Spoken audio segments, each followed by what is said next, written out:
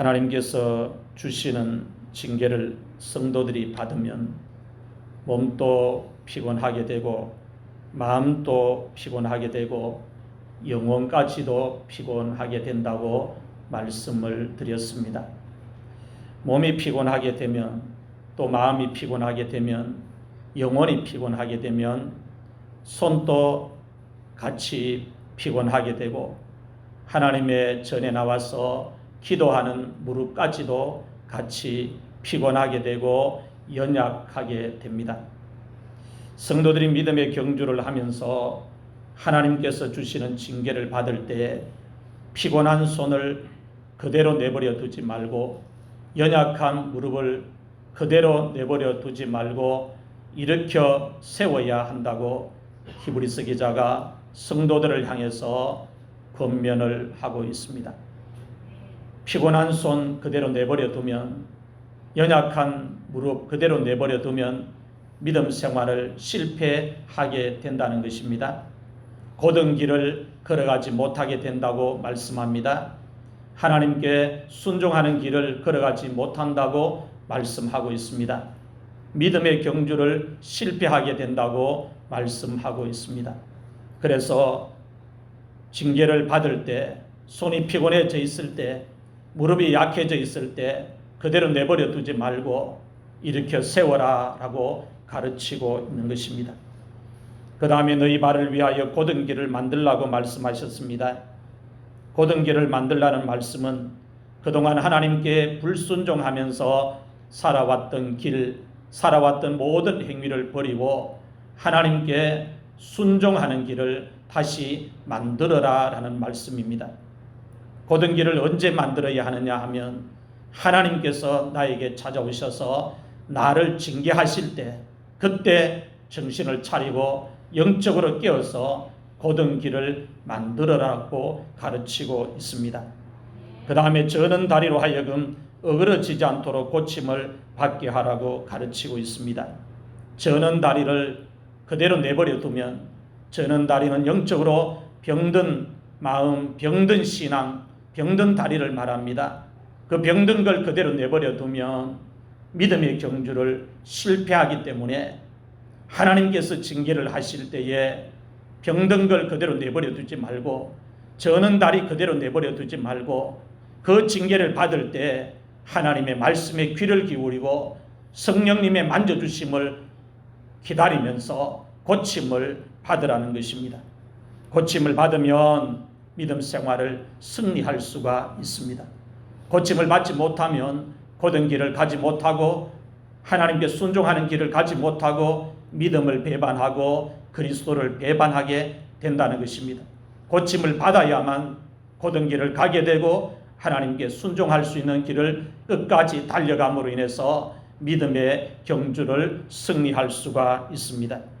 징계를 받을 때는 징계가 즐거워 보이지 않고 슬퍼 보인다고 말씀을 했습니다. 징계를 받을 때 징계가 즐거워 보이지 않고 슬퍼 보이지만 징계로 연단을 잘 받으면 그 징계로 말미암아 하나님 앞에서 성도가 맺는 열매가 있는데 그 열매가 바로 의와 평강의 열매를 맺게 된다고 말씀을 하고 있습니다. 의와 평강의 열매는 성도들이 징계를 받을 때 그 징계를 통해서 연단을 받으면서 반드시 맺어야 하는 열매라는 것입니다. 그 열매가 맺히면 하나님이 이제 됐다 그렇게 말씀하시면서 성도의 모든 환경, 구부러진 환경, 막힌 환경 모든 것을 다 풀어주시고 은혜와 복을 내려주시는 역사가 나타나는 것입니다.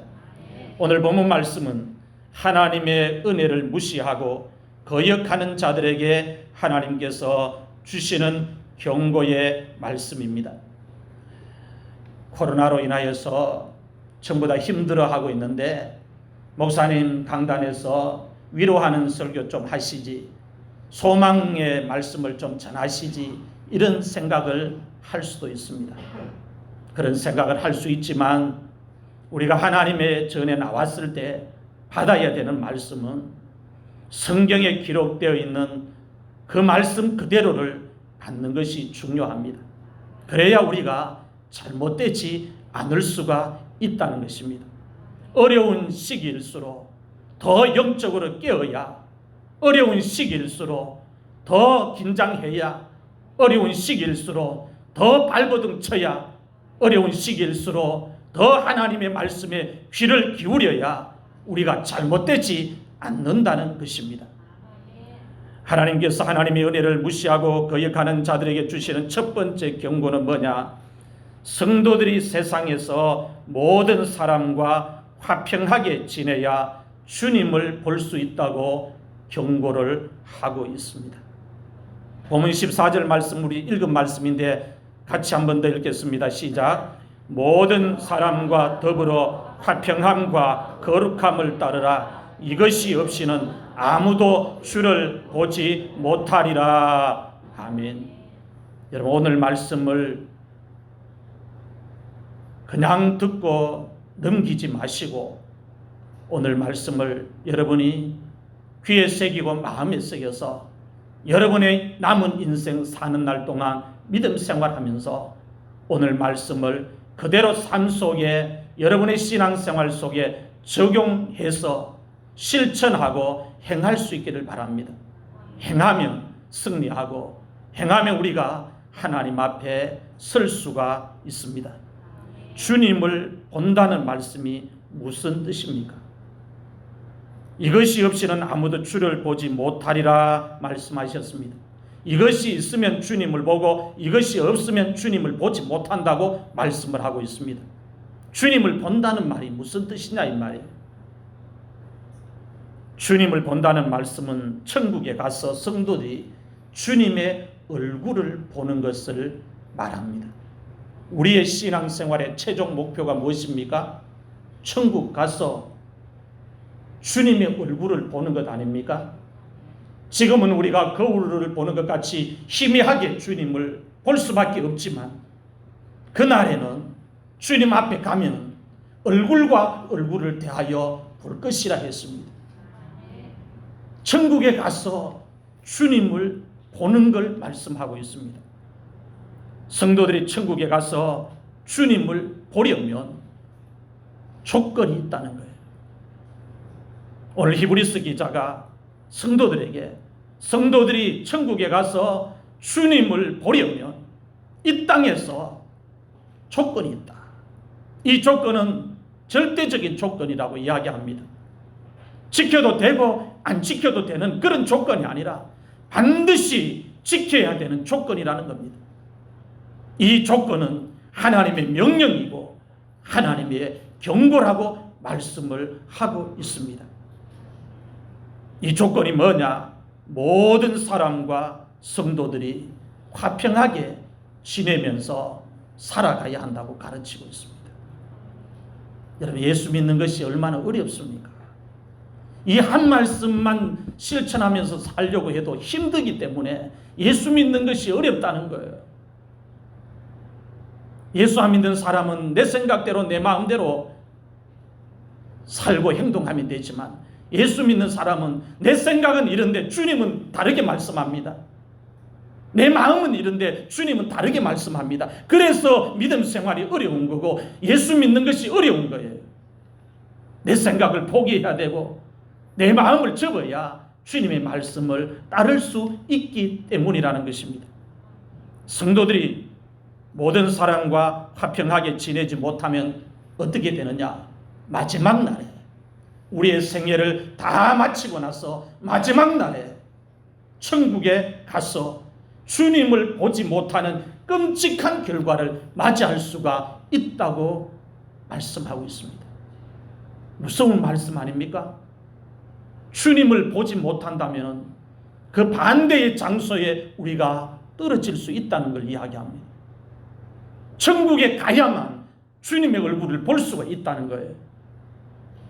우리가 이 땅에서 주님이 경고하신 이 말씀을 제대로 믿음 생활하면서 행하지 않으면 우리의 신앙생활의 마지막이 나는 믿은 것 같은데 결과가 주님을 보지 못하는 끔찍한 결과, 불행한 결과, 비극적인 결과를 맞이할 수 있다고 히브리서 기자가 오늘 우리들에게 엄중하게 하나님의 말씀을 가지고 경고를 하고 있습니다. 신앙생활을 평생 동안 해놓고 마지막의 결과가 주님을 보지 못한다면 얼마나 가슴 아픈 일입니까? 교회를 평생 동안 다녀놓고 마지막에 신앙생활 마치고 주님 앞에 가서 주님을 보지 못한다면 얼마나 슬픈 일입니까? 예수님을 평생 동안 믿어놓고 마지막에 결과가 주님을 보지 못하는 것이 되면 그것은 너무나 슬픈 일입니다. 이런 결과를 맞이하지 아니하도록 오늘 우리의 믿음의 경주가 끝나기 전에 이 말씀을 듣게 하신 주님의 은혜를 우리는 감사해야 합니다. 믿음의 경주 끝마치고 나면 이 말씀 들어도 시간도 없고 기회도 없습니다. 돌이킬 수 없습니다.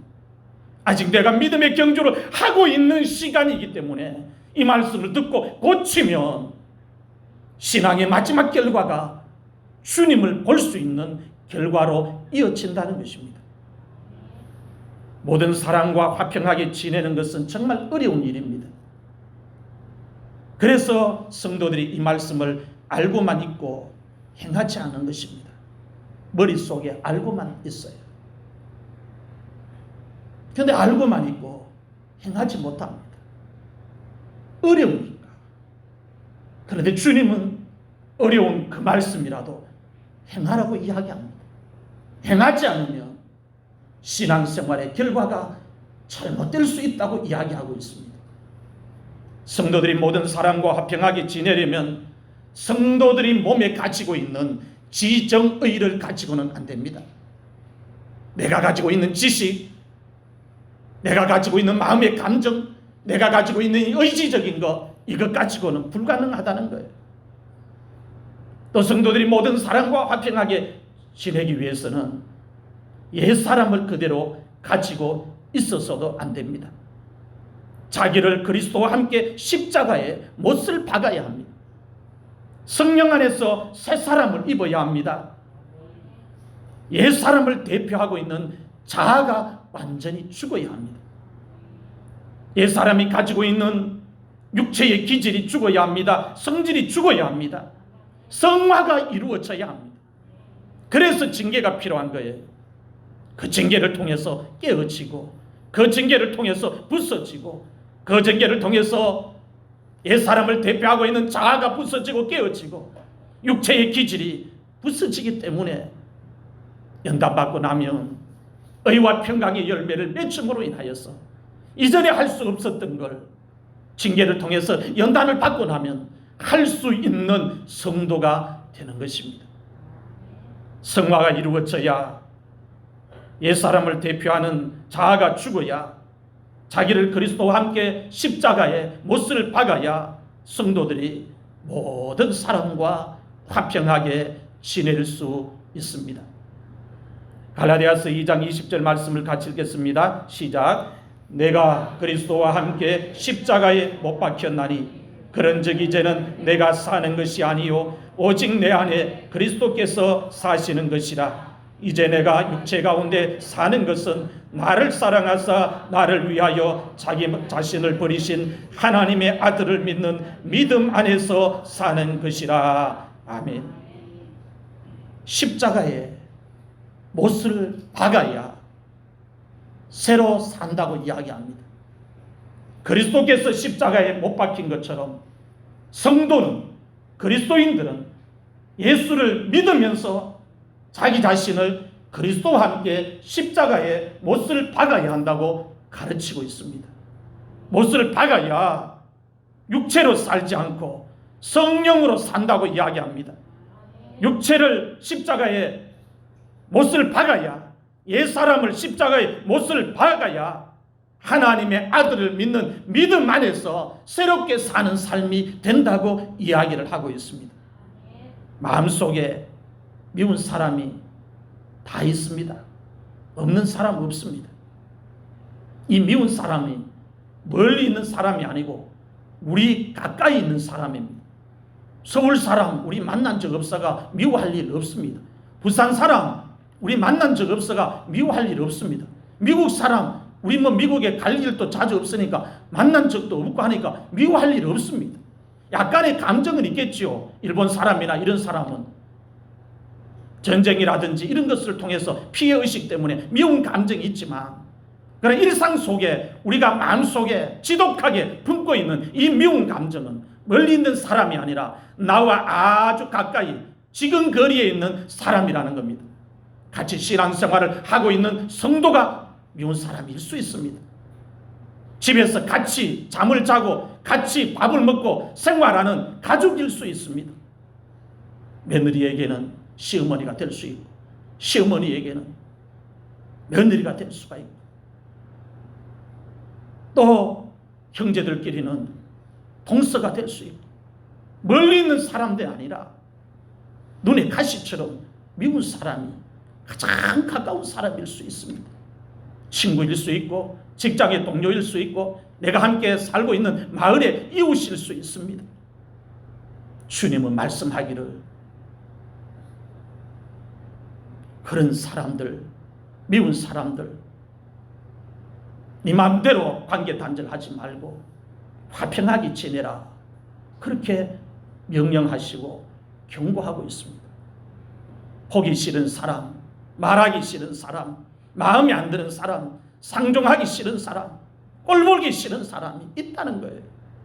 말 한마디 잘못 들어서, 말 한마디 잘못해서 관계가 단절된 사람이 있고, 나에게 막대한 손해를 입혀서 관계가 단절된 사람이 있고, 이런저런 이유로 관계가 잘못된 사람들이 있습니다. 이런 사람들과 화평하게 지내려면 성도들이 징계를 통해서 연단을 받아야 합니다. 징계를 통해서 성화가 이루어져야 합니다. 성화가 이루어지지 않으면 육이 그대로 살아있기 때문에 성도들이 이런 사람들과 화평하게 지낼 수 없습니다. 바다에 이는 풍랑이 왜 좋은가 하면, 풍랑 때문에 배가 파손될 위험을 가지고 있어도 그 풍랑 때문에 훌륭한 성장이 만들어집니다. 훌륭한 어부가 만들어지는 거예요. 조용한 바다에서는 훌륭한 성장이 나오지 않습니다. 훌륭한 어부도 나오지 않습니다. 성도의 믿음 생활 속에 환난, 징계, 고난, 이런 것이 왜 유익한가 하면, 우리의 육을 우리 스스로 부술 수 없고 깨뜨릴 수 없는데, 이런 환난을, 고난을, 징계를 한번 받고 나면 그 풍랑으로 인하여, 태풍으로 인하여 바다가 완전히 바뀌듯이 우리의 삶이 바뀌는 겁니다. 생각이 바뀌는 거고, 보는 눈이 딱 바뀌어지고, 다 바뀌어지면서 어느 사이에 성화가 이루어지면서 내 마음속에 미운 사람이 다 없어져 버린 거예요. 기도해 주게 되고, 불쌍히 여기는 마음이, 성령이 그 마음을 주셔서 안타깝게 끝이 없어 기도하고 또 기도해 줍니다. 모든 사람과 화평하게 지내라는 말씀은 권면의 말씀이 아니고 경고하시는 말씀입니다. 하나님께서 경고하시는 말씀을 오늘 우리들이 잘 들어야 되고 잘 받아야 합니다. 하나님께서 우리들에게 우리들과 관계가 좋은 사람들만 화평하게 지내라고 말씀하지 않았습니다. 우리들과 관계가 잘못되어 있는 사람, 우리들과 관계가 나빠진 사람들까지도 화평하게 지내라고 말씀하셨습니다. 나하고 통하는 사람, 나하고 좋은 관계에 있는 사람, 화평하게 지내는 것 얼마나 쉽습니까? 그건 예수 안 믿는 사람도 할 수 있습니다. 나와 관계가 잘못되어 있는 사람, 나와 관계가 나빠져 있는 사람, 이 사람에게 내가 마음을 열고 화평하게 지내는 것은 쉽지 않습니다. 어렵습니다. 이 어려운 부분의 말씀을 주님은 우리에게 평범하게 너 이렇게 살아야 된다 권면하는 게 아니고 경고하시고 계십니다. 너 이렇게 살지 않으면 네 신앙생활 마치고 나서 마지막 결과가 내 얼굴 보지 못하는 결과를 초래하게 된다. 너 나 얼굴 보기를 원하면, 너 천국에서 내 얼굴 보기를 원하면 네가 살 수 없는 삶을 내가 명령한 그 말씀을 듣고 살아야 된다. 그렇게 가르치고 있습니다. 왜 주님이 우리에게 이런 삶을 요구하십니까? 예수 안 믿는 사람들은 절대로 할 수 없는 삶을 예수 믿기 때문에 행하면 그들이 충격을 받고 놀라는 겁니다. 역시 교회 다니는 사람은 다르구나. 예수 믿는 사람은 다르구나. 저렇게 관계가 나빠진 사람도 손잡고 같이 가는구나. 화평하게 지내구나.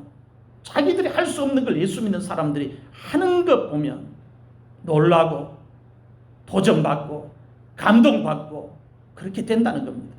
똑같이 행하면 안 되는 거예요. 그래서 예수님이 세상을 놀라게 하는 방법이 복음이 역설적으로 성도의 삶에 나타나야, 행함으로 나타나야 되기 때문에 그렇게 명령하고 계시는 것입니다. 성도들이 마지막 날에 주님을 보지 못하는 끔찍한 결과를 맞지 않으려면 관계가 불편한 사람과 계속 반복하면서 지내면 안 된다는 것입니다. 관계가 나빠진 사람을 그대로 내버려둔 채로 안 만나면 되지, 안 보면 되지, 편하지, 이렇게 살지 말고 분명히 내 마음속에 관계가 나빠진 사람이 있으면 그 관계를 회복해서 화평하게 지내라는 것입니다. 그래야 주님이 천국에 가서 주님의 얼굴을 볼 수 있다고 말씀하고 있습니다. 여러분, 예수 믿는 사람 성화되지 않고 성령 제대로 체험하지 않으면 독합니다. 성화되고 성령 받아야 우리가 온유한 사람이 되고 부드러운 사람이 되고 사랑과 자비가 풍성한 사람이 되지. 예수 믿어도 성화되지 않으면, 성령 제대로 받지 않으면 못됐습니다. 독합니다. 세상 사람들 멱살 잡고 치고받고 싸웠다가 막걸리 한 잔으로 화해되는 일도 교회 안에서는 원수가 되어서 수십 년 동안 화해하지 못하고 가는 경우가 많습니다. 그게 바로 독하다는 증거입니다. 못됐다는 증거입니다. 교회뿐일까요? 집안에도 마찬가지입니다. 형제 사이에도 마찬가지입니다. 교회는 우리가 양복 입고 성경책 들고 예배드리러 나옵니다. 그리고 교인 같습니다. 성도 같습니다. 그런데 그 집안으로 들어가면 살벌합니다. 명절날 모이면 눈에 막 살기가 돋쳐 있습니다. 동서가 빨리 안 오면, 제 시간에 안 오면 그거 책 잡고 손이 동서라고 형님이라고 군기 잡습니다. 예수 믿는 사람 아닙니다. 손 위에 있는 사람은요, 손 아래 사람이 아무리 잘못해도 다 품어줘야 됩니다. 아멘입니까? 그래야 손 아래 사람이 감동을 받아요. 어떻게? 우리 형님 같은 분 없다고 이야기합니다. 우리 형님 같은 분 없다고 이야기합니다. 화평이 얼마나 중요한지. 꽃돌이 잡으면 끝없이 관계가 나빠지고 서로 마음이 응어리지고 상처날 수 있는데 관계를 나쁘게 만들지 않고 화평하게 지내기 위하여, 화목하게 지기 위하여 먼저 마음을 열고 그렇게 하는 것. 이게 주님이 우리에게 명령하신 하나님의 말씀이라는 겁니다. 우리가 이렇게 살면 가정구원 안 이루어지겠습니까? 주님이 이루어 주십니다. 우리가 이렇게 살면 주님이 우리의 삶을 책임져 주지 않겠습니까? 책임져 주십니다. 예수 안 믿는 사람들이 살지 못하는 걸 살아라는 겁니다. 그렇게 살면 주님의 이름이 빛난다는 거예요. 그렇게 살면 주님의 영광이 드러난다는 겁니다. 마태복음 5장 9절 말씀을 같이 읽겠습니다. 시작. 화평하게 하는 자들은 복이 있나니 그들이 하나님의 아들이라 일컬음을 받을 것이며. 아멘. 여러분, 이 말씀을 반대로 하면 어떻게 됩니까? 화평하게 하지 않는 자는 하나님의 자녀가 아니고 마귀의 자녀라는 말씀이 되어버립니다. 내가 하나님의 아들인지 아닌지를 어떻게 알 수 있는가 말씀하고 있는 말씀이에요. 내가 모든 사람과 더불어서 화평하게 지내는지 안 지내는지 살펴보면 내가 하나님의 아들인지 아닌지를 알 수 있다는 거예요. 오늘 여러분들이 교회를 열심히 다녀도 모든 사람과 화평하게 지내지 못한다면 주님께서 보실 때에 여러분은 아직까지 하나님의 아들이 아닐 수 있다고 성경은 우리에게 말씀하고 있습니다. 내가 교회에서 직분이 목사라도, 여러분들이 교회에서 직분이 장로라도, 권사라도, 집사라도, 교회 안에 있는 모든 사람과 그리고 교회 밖에 있는 모든 사람과 친척들과 가족들과 가까운 사람들과 화평하게 지내지 못한다면 주님께서 보실 때에 여러분들은 아직까지 하나님의 아들이 아닐 수 있다고 주님이 말씀하고 있습니다. 화평하게 하는 자는 복이 있나니 그들이 하나님의 아들이라 일컬음을 받을 것이며. 화평이 얼마나 중요합니까? 화평이 얼마나 중요합니까? 하나님의 아들은 모든 사람과 화평하게 지낸다는 것입니다. 성도들이 하나님의 아들이라는 표시가 바로 모든 사람과 화평하게 지내는 것이라고 말씀하고 있습니다.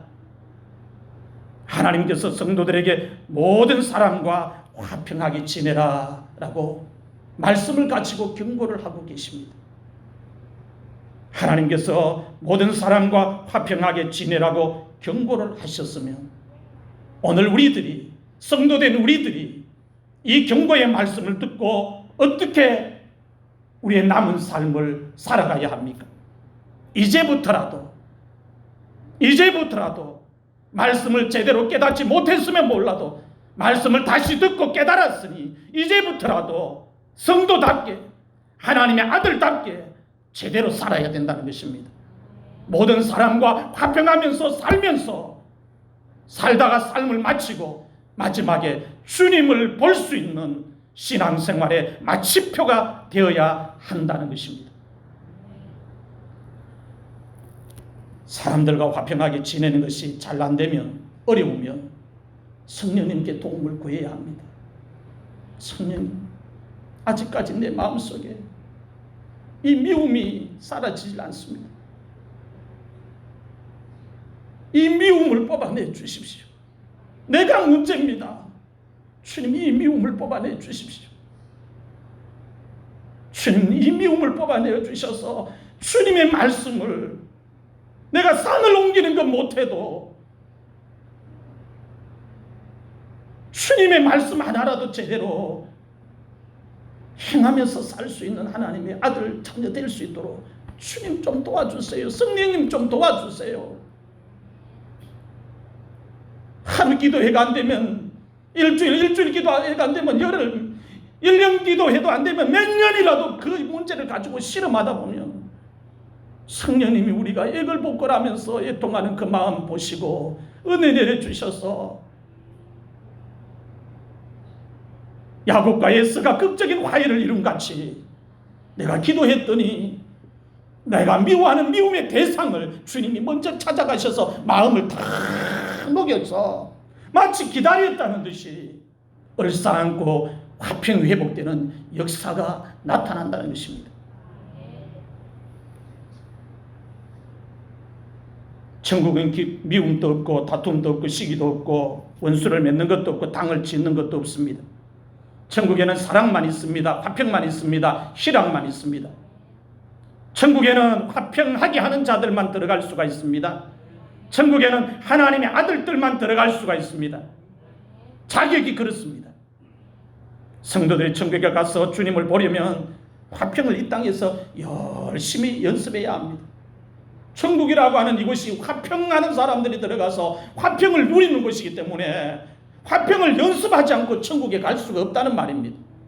그 화평을 연습하는 것이 바로 이 땅에서 화평을 연습하는 것입니다. 고린도후서 5장 18절에서 19절 말씀을 같이 읽겠습니다. 시작.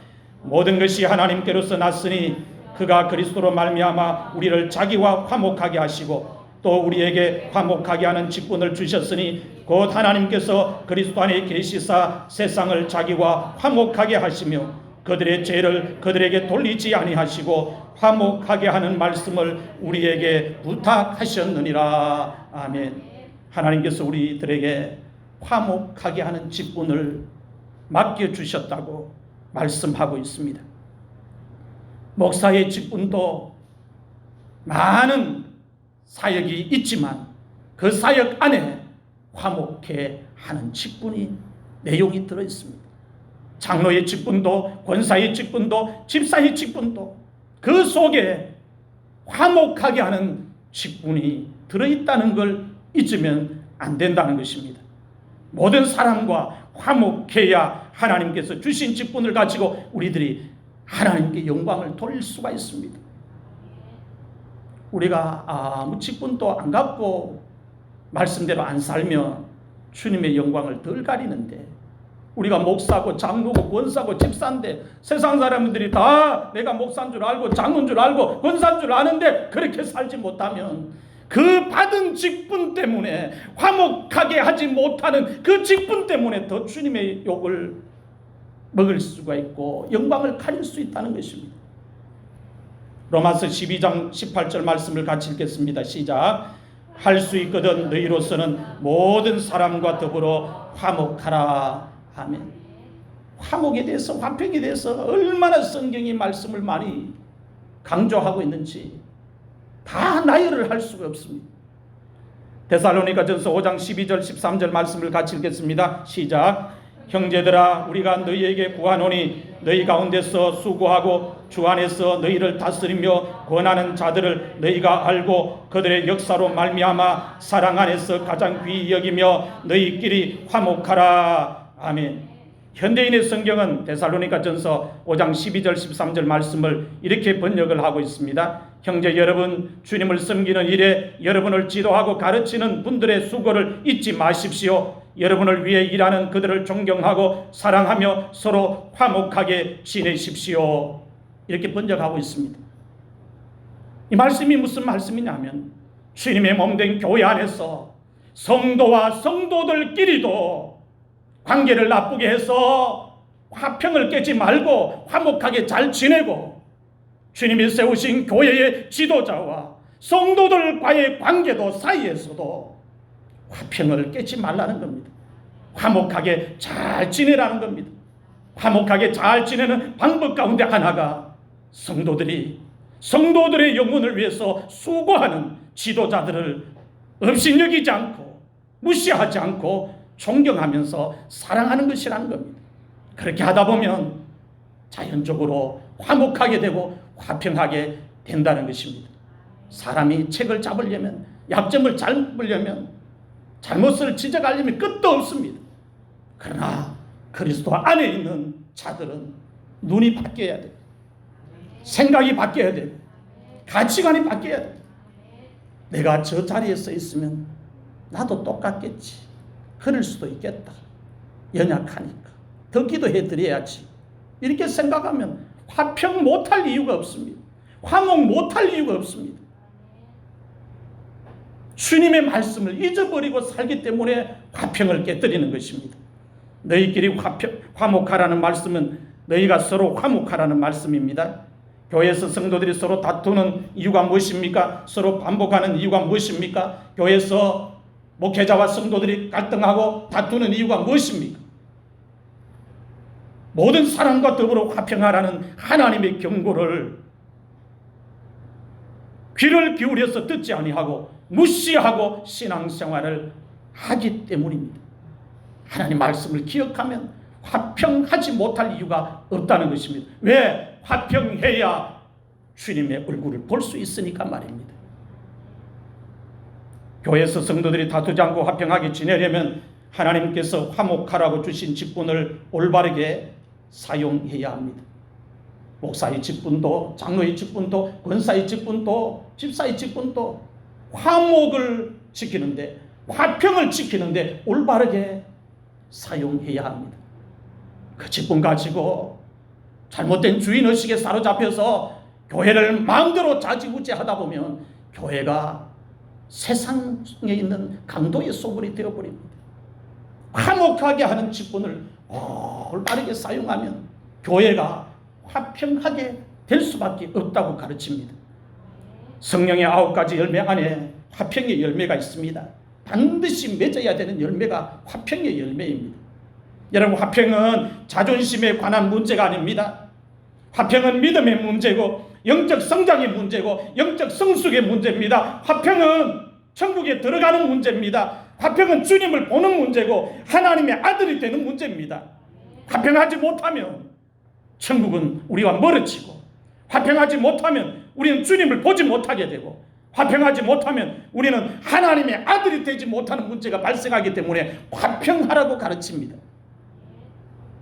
믿음이 자랐으면, 영적으로 성장을 했으면 성도들이 어린아이의 일을 버려야 합니다. 믿음이 자랐다는 증거, 영적으로 성장했다는 증거가 어린아이의 일을 버리는 겁니다. 어린아이의 특징이 뭐예요? 자기에게 있는 거 안 빼앗기려고 합니다. 빼앗으려고 하면 힘 닿는 데까지 물고 뜯고 싸웁니다. 그게 어린아이입니다. 교회가 은혜로 오려면, 화평하려면 어린아이가 많으면 안 돼요. 영적으로 성장한 성도가 많아야 합니다. 고린도전서 13장 11절 말씀을 같이 읽겠습니다. 시작. 내가 어렸을 때에는 말하는 것이 어린아이와 같고 깨닫는 것이 어린아이와 같고 생각하는 것이 어린아이와 같다가 장성한 사람이 되어서는 어린아이의 일을 버렸노라. 아멘. 어린아이의 일을 버리느냐 안 버리느냐, 이 문제는 성장의 문제라고 이야기합니다. 사랑하는 성도 여러분, 오늘 여러분들은 지금 교회에서 믿음 생활을 어떻게 하고 있습니까? 어린아이가 하는 일을 모두 버렸습니까? 말하는 것은 어떻습니까? 어린아이가 말하는 것처럼 하고 있지는 않습니까? 생각하는 것은 어떻습니까? 생각하는 수준이 어린아이의 수준이지는 않습니까? 하나님의 말씀을 듣고 깨닫는 것은 어떻습니까? 내 생각으로 하나님의 말씀을 적용하고 받아들이지는 않습니까? 그렇다면 여러분들은 아직까지 어린아이입니다. 영적으로 성장하면 어린아이의 일을 버린다 했습니다. 주님께서 보실 때에 우리를 점검해 봐야 합니다. 나는 주님께서 보실 때에 어린아이인가 아니면 영적으로 성장한 사람인가? 교회에서 모든 사람과 더불어 화평하게 잘 지내고 있습니까? 여러분들과 관계가 잘못되어 있는 사람들까지도 화평하게 지내려고 힘쓰고 있습니까? 마지막 날에 주님을 진정 보기를 원하십니까? 그러면 모든 사람과 화평하게 지내시기를 바랍니다. 관계가 좋은 사람만 화평하게 지내지 말고 관계가 잘못되어 있는 사람까지도 성령님께 도움을 구하고 품으면서 기도하면서 화평을 회복하시기를 바랍니다. 화평이 없으면 아무도 주님을 보지 못한다고 하나님께서 히브리서 기자를 통해서 오늘 우리들에게 엄중하게 경고를 하고 있습니다. 두 번째 경고입니다. 두 번째 경고는 성도들이 세상에서 거룩하게 살아야 주님을 볼 수 있다고 경고하고 있습니다. 다시 한 번 더 본문 14절 말씀을 읽겠습니다. 시작. 모든 사람과 더불어 화평함과 거룩함을 따르라. 이것이 없이는 아무도 주를 보지 못하리라. 아멘. 거룩은 화평과 함께 주님의 명령입니다. 하나님의 명령입니다. 하나님께서 이스라엘 자손들을 불러놓고 모세를 대표자로 세워서 내가 거룩하니 너희도 거룩해라. 그렇게 계속 강조하십니다. 거룩은 하나님의 백성들의 외적인 표시라는 거예요. 거룩은 몸을 더럽히지 않고 깨끗하게 하는 것입니다. 마지막 시대에 성도들의 몸을 가장 많이 더럽히는 것이 두 가지가 있습니다. 첫 번째는 우상 숭배입니다. 두 번째는 음란입니다. 이 두 가지만 지키면 몸을 거룩하게 지킬 수가 있습니다. 2021년 8월 14일자 조선일보에 게재된 신문기사입니다. 어제 날짜입니다. 서울 명동과 서울 홍대 입구에 있는 점집에 한류 열풍이 불어서 외국인들이 사주와 관상과 손금을 보기 위해서 단체로 우리나라에 여행을 많이 온다는 기사를 실었습니다. 이 한류 문화가 온갖 것이 지금 다 팔려나가고 있습니다. 드라마, 영화만 팔려나가는 게 아니고 음악만 팔려나가는 게 아니고 하나님이 싫어하시는 점을 보고 관상을 보고 사주를 보는 이런 문화까지도 팔려나가고 있다는 거예요. 사주는 뭐냐? 사주는 사람이 태어난 생년월일을 가지고 길흉화법을 사람이 점을 치는 겁니다. 역술이니 무당이 점쟁이가.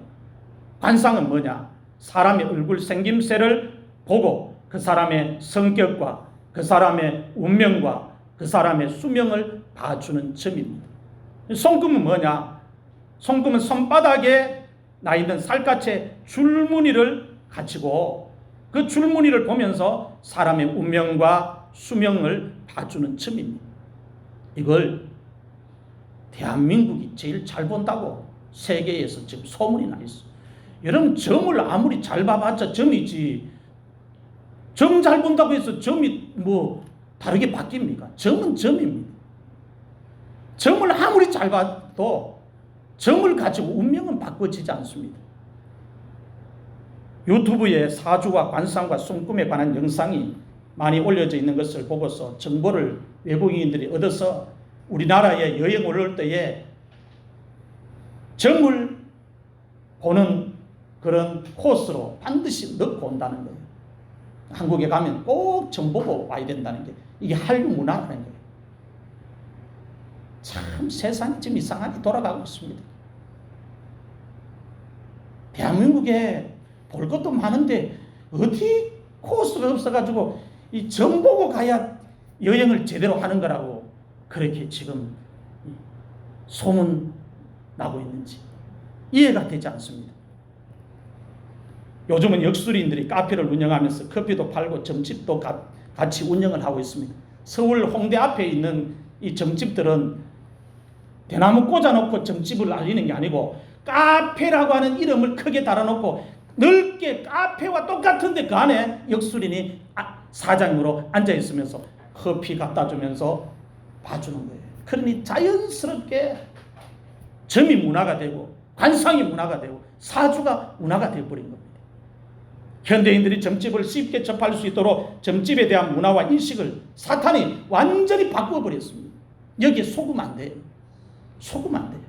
친구 따라 강남 갔다고 친구 따라 홍대 입구에 구경 갔다가 카페 가가지고 점 보고 온 아이들 많습니다. 말만 안 했어 그렇지. 인간의 운명은 여러분 하나님만 주관하실 수 있습니다. 생사와 화복은 하나님만 주관하실 수 있어요. 점집을 찾아가서 유튜브를 통해서 컴퓨터를 통해서 사주를 보고 관상을 보고 손금을 보는 것은 전부 귀신을 숭배하는 것과 연결되어 있기 때문에 몸을 더럽히는 것입니다. 이렇게 몸을 더럽히는 것은 거룩과 거리가 멀어진다는 겁니다. 그 다음에 성도들의 몸을 더럽히는 것이 음란이라 했습니다. 요즘 10대와 20대들에게 순결을 이야기하고 있는 기성세대 어른들을 향해서 꼰대질을 하고 있다고 이야기합니다. 꼰대가 아니고 꼰대질을 하고 있다고 말을 합니다. 국어사전을 보면 꼰대질이라는 말의 뜻이 기성세대가 자신의 경험을 일반화하여 젊은 사람에게 어떤 생각이나 행동 방식 따위를 일방적으로 강요하는 행위를 속되게 이르는 말이라고 설명을 하고 있습니다. 순결이 일방적인 강요입니까? 중요하니까. 앞으로 결혼을 해서 가정을 지켜나가는데 거룩과 연결되어서 중요하니까 지켜야 된다 가르치는 것이죠. 그건 꼰대질이 아니죠. 그런데 이 시대 문화가 음란하기 때문에 10대, 20대 청소년들, 청년들에게 순결을 이야기하고 몸을 잘 지켜라고 이야기하면 꼰대질 한다고 이야기합니다. 세상이 음란하기 때문에 막다른 지금 내리막길로 곤두박질을 치고 있는 거예요. 성윤리가 완전히 무너진 시대에 오늘날 성도들이 살아가고 있습니다. 교회 안에도 음란마귀가 들어와서 성도들에게 역사를 하고 있습니다. 여기저기 교회에서 이런 문제가 발생하고 있습니다. 마지막 시대이기 때문에 그렇습니다.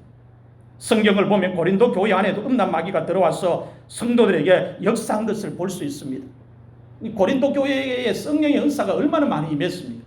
여러분, 성령의 은사가 아무리 많이 임해도, 개인에게 임하고 교회에 임해도 영적으로 깨어있지 않으면, 성령님 의지하지 않으면 음란마귀가 들어와서 교회를 초토화시켜버립니다. 고린도전서 5장 1절 2절 말씀을 같이 읽겠습니다. 시작. 너희 중에 심지어 음행이 있다 함을 들으니 그런 음행은 이방인 중에서도 없는 것이라. 누가 그 아버지의 아내를 취하였다 하는도다. 그리하고도 너희가 오히려 교만하여져서 어찌하여 통하니 여기지 아니하고 그 일을 행한 자를 너희 중에서 쫓아내지 아니하였느냐. 아멘. 고린도 교회가 심각하게 음란마귀가 들어와서 지금 역사를 하고 있다는 걸 기록하고 있습니다. 일반적인 간음죄가 아니고, 일반적인 음행의 죄가 아니고, 자식의 아버지의 아내, 자기 엄마지. 이게 뭐냐 하면 친어머니를 이야기하는 게 아니고 재혼을 했을 때에 어머니가 생겨버립니다. 그럴 때에 그 어머니를 자식이 어머니로 인정하지 아니하고 자신의 욕망을 충족시키기 위해서 어머니를 범했다는 거예요. 이게 교회 밖에서 일어난 일이 아니고 교회 안에서 이런 일이 일어났다는 겁니다. 바울이 성령의 은사가 그렇게 많이 임한 이 교회가 왜 이렇게 됐냐, 그렇게 지적을 하고 있고 책망을 하고 있습니다. 그런 일을 행한 자가 있으면 쫓아내버려야지. 왜 눈치 보면서 그렇게 그대로 내버려두냐, 그렇게 말씀하고 있습니다. 고린도전서 5장 11절 말씀을 같이 읽겠습니다. 시작. 이제 내가 너희에게 쓴 것은 만일 어떤 형제라 일컫는 자가 음행하거나 탐욕을 부리거나 우상숭배를 하거나 모욕하거나 술 취하거나 속여 빼앗거든 사귀지도 말고 그런 자와는 함께 먹지도 말라 함이라. 아멘. 고린도전서 6장 18절 20절 말씀을 같이 읽겠습니다. 시작. 음행을 피하라. 사람이 범하는 죄마다 몸 밖에 있거니와 음행하는 자는 자기 몸의 죄를 범하느니라. 너희 몸은 너희가 하나님께로부터 받은 바 너희 가운데 계신 성령의 전인 줄을 알지 못하느냐. 너희는 너희 자신의 것이 아니라 값으로 산 것이 되었으니 그런즉 너희 몸으로 하나님께 영광을 돌리라. 아멘. 음란한 사람하고 사귀지 말라는 겁니다. 어떤 경우에도 음행을 가까이 하지 말고 음행을 멀리하고 피해라고 이야기합니다. 10계명 가운데 7계명이 간음하지 말라입니다. 거룩의 반대가 몸을 더럽히는 것입니다. 음행을 피해야 성도들이 몸을 더럽히지 아니하고 깨끗하게 지킬 수 있고 거룩하게 지킬 수 있습니다. 거룩은 천국에 들어가느냐 못 들어가느냐 문제입니다. 거룩은 주님의 얼굴을 보느냐 못 보느냐 문제입니다. 거룩은 구원의 문제이고 믿음의 문제입니다.